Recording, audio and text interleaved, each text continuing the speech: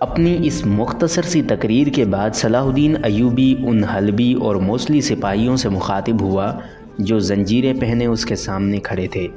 اس وقت حق تعالی شانہ نے مجھے یہ قدرت بخشی ہے کہ تمہارے کاندھوں کو تمہاری گردنوں کے بوجھ سے ہلکا کر دوں، یہ تمہاری آنکھیں نکلوا کر تمہیں معذوروں اور محتاجوں کی طرح زندگی کے ناہموار راستوں پر بھٹکنے کے لیے تنہا چھوڑ دوں، یا پھر تمہیں تاریک زندان کے حوالے کر دوں تاکہ تم سنگین دیواروں سے سر ٹکرا ٹکرا کے ایک دن خود ہی مر جاؤ۔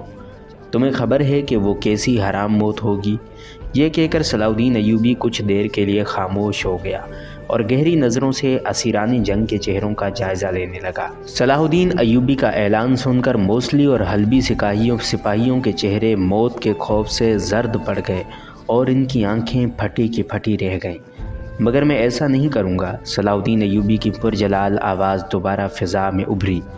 میں تمہیں آزاد کرتا ہوں اور اس کے ساتھ ہی یہ حسن ظن بھی رکھتا ہوں کہ تم ہمیشہ میرے احسان کو یاد رکھو گے اور آئندہ کسی ایسے امیر کی اطاعت نہیں کرو گے جس کی بدکاری سے اہل اسلام کی عزت و وقار کو نقصان پہنچتا ہو۔ اس کے بعد صلاح الدین ایوبی نے تمام جنگی قیدیوں کو رہا کر دیا۔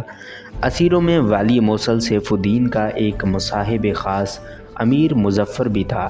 صلاح الدین ایوبی نے تمام پنجرے امیر مظفر کے حوالے کرتے ہوئے اسے حکم دیا، ان سب کو اٹھا کر اپنے آقا کے پاس لے جا اور اس تک میرا یہ پیغام پہنچا کہ وہ جانور پالا کرے اور انہی سے کھیلا کرے، کیونکہ شمشیروں کے ساتھ کھیلنا مردوں ہی کو زیب دیتا ہے۔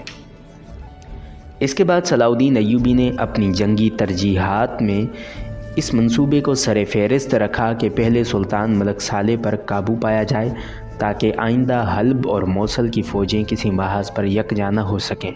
سیف الدین کی سرکوبی کو اس نے ثانوی حیثیت دی تھی۔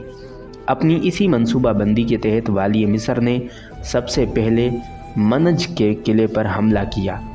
اس کا حاکم امیر قطب الدین بن حسان تھا۔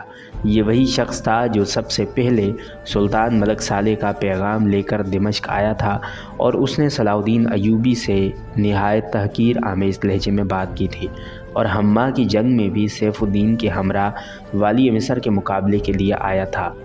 میدان جنگ سے فرار ہونے کے بعد امیر قطب الدین بن حسان نے سکون کی سانس لی تھی، مگر یہ بات اس کے ذہن کے بعید ترین گوشے میں بھی نہیں تھی کہ صلاح الدین ایوبی زنگی خاندان کے تمام امراء کی بربادی کا فیصلہ کر چکا ہے۔